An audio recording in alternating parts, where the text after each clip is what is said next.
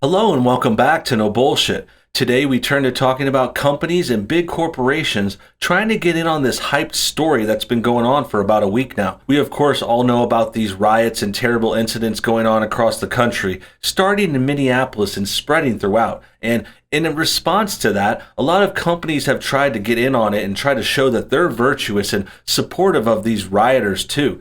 It's kind of messed up and it has a bad interpretation of the whole story involved in it, but we've seen it before. We talked about this when a few YouTubers tried to chime in. Last week it was Markiplier and Jacksepticeye, and they were trying to chant with Black Lives Matter and stuff too. BLM has come back into vogue in light of this story, and it's more corrupt and biased than it was before. We knew that that organization was kind of an anti-white front for a long time now, and now it's really no different, except it's popped up again because of all these riots and the looting and the trashing of these cities, and now these companies are trying to chime in. And as the title of today's video suggests, today we're talking about Star Wars chiming in on this story, and specifically, they're getting woke on this whole riot thing, but it's very hypocritical for them to do that, as many have pointed out right away. We know that Star Wars and Disney aren't really as progressive and very social justice-y as they claim. They just kind of support that stuff in words only, in their sort of speeches, and they're giving it lip service, but in action they kind of cave in and they don't really care, especially when it pertains to distributing their movies internationally. This example is really going to make you surprised and really going to make you mad at Star Wars once again. So I thought it was interesting and worth bringing up and talking about in today's video. This is the tweet in question from Star Wars official account. Let's go ahead and read over it, and then we'll talk about the hypocrisy.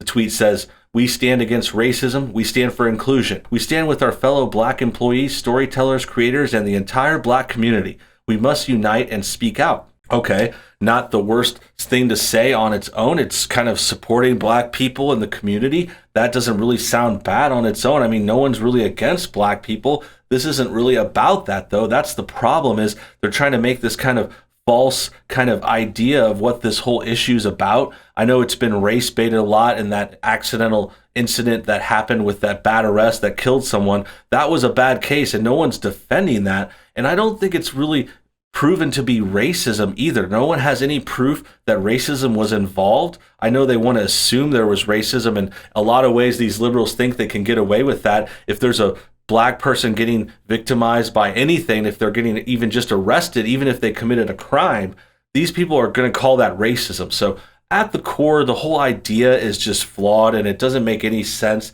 because all these riots and looting and these kinds of destruction of property, people burning down churches, spray painting stuff, it has nothing to do with saving the Black community. I mean, they try to act like they're there. They try to act like they're pro-minorities and they're saving the world or something, but we know that's just not the case. This isn't about that, really. That was just one incident that they used as a catalyst to get them started, but now it's a whole other thing where they just want to destroy property. They just want to cause chaos and ruin their cities because they're sad, unhappy people. They don't like the way their lives are, apparently. I mean, this isn't something someone happy would do, right? I mean, if you were living a good life, you had a family, a job, kids, would you be going out to Target and breaking stuff and risking your life and possibly getting arrested or hurt or something? I mean, no one in their right mind would do something like this. So obviously these people are troubled. And the fact that companies like Star Wars try to chime in and pretend they care,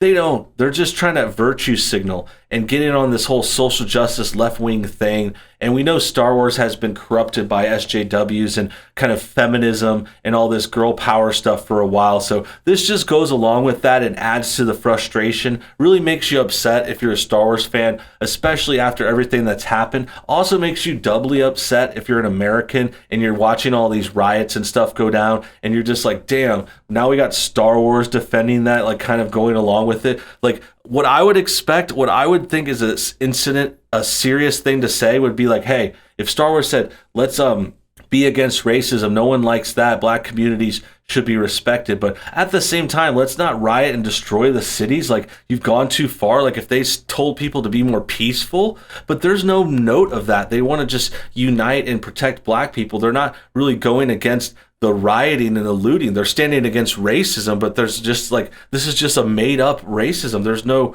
real racism in this situation. There's no proven racism. They're just assuming racism, and it doesn't make sense. And it gets even worse too when you break this down in the next turn here. So this is the turn, and this is where things get really bad. Check out this poster. This is a poster for Star Wars The Force Awakens. This was the first Disney Star Wars movie. Came out in 2015, a big hit. But I think you'll notice a big difference. You got to kind of look at them, and you know those old games where you have two pictures and you have to point out the differences. Let's point out the differences in these posters, because I can see a few right away. I mean, they're pretty close, but there's just a few different style choices. But the most noteworthy one isn't the BB-8 being bigger here. It's not the fact that Kylo Ren has turned a different angle, or there's not stars in the background, or that the soldiers are at a different angle. No, the big thing to note really is the fact that they totally removed the black guy from this poster. And this poster, of course, it happens to be from China, as President Trump would say. And this is a thing that's kind of low-key been going on for years. We know there's a lot of anti-black racism in China. They've actually gotten in trouble recently during the health scare. They tried to stop black people from going to certain stores because they claimed they were more infected or something like that. Like, China's racist, okay? They don't like black people as much, and if they get into the leads of their movies more, they tend to not watch them. So instead of kind of standing up for black people and being strong and saying, hey, we love your community, we're going to support you, no, instead they decided to remove this black character from the poster to try and help China and give them more of a chance to see their movie. So where's the support then? I mean, why are you going to really claim to be all for black people when actually you're just saying that in public to get virtue points? I mean, if they're for black people, why are they taking them out of their movie posters? I actually look and I can see they moved Finn down here now. I can kind of see him. Like, I barely even noticed him though.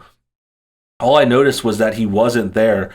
And this is just the part where it's like, now we're in the prestige. Now we're at the end game where we're like, this is hypocritical as hell. How could they get away with this? Like, Disney is not really progressive like they claim. They don't care about minorities, and they don't care about social justice and whatever. I mean, they only care whenever saying they care gets them more money. When they could sell more tickets and get more attention by pretending to be woke, that's when they care. But in actuality, they'll give up that right away, especially when it's time to kind of pander to China and give them a better chance by removing their kind of black character. And this is kind of more funny if you think about this movie, because a lot of this new Star Wars stuff was about getting progressive, adding more females, adding more minorities. They bragged about Finn being the first black character in this series and stuff like that.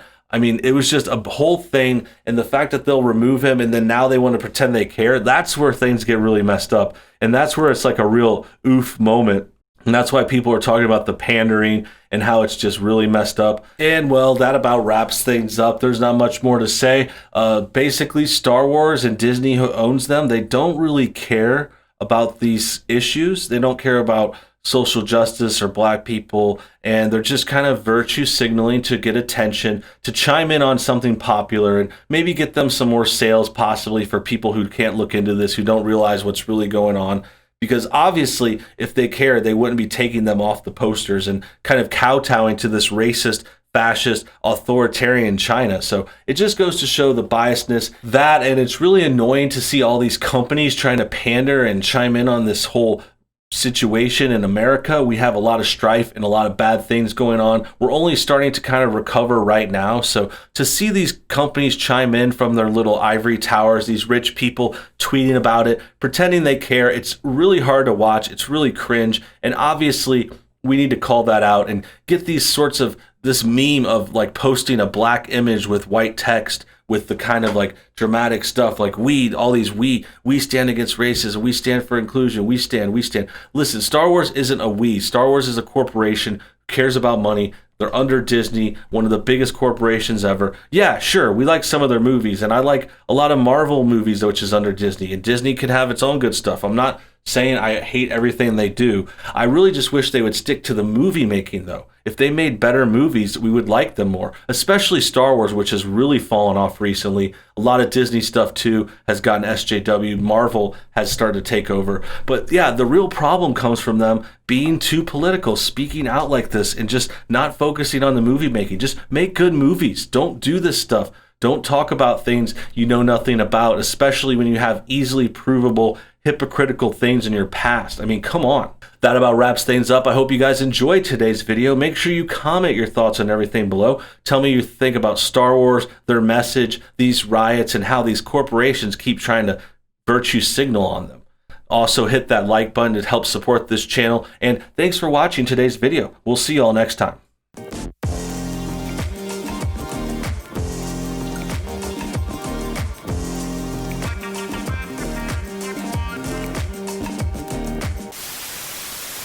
Let me just take a quick moment to talk to you about my second channel. I recently relaunched and revamped No Bullshit 2, and it's now called NoBS News. I'm going to be doing new videos on there almost every day on weekdays, and then weekends we're going to be doing more live streams. So make sure you guys check out that second channel. There's already like say 10 or 12 more videos on there for you to check out right now. So if you want more content, search NoBS News on YouTube or click the link below this video.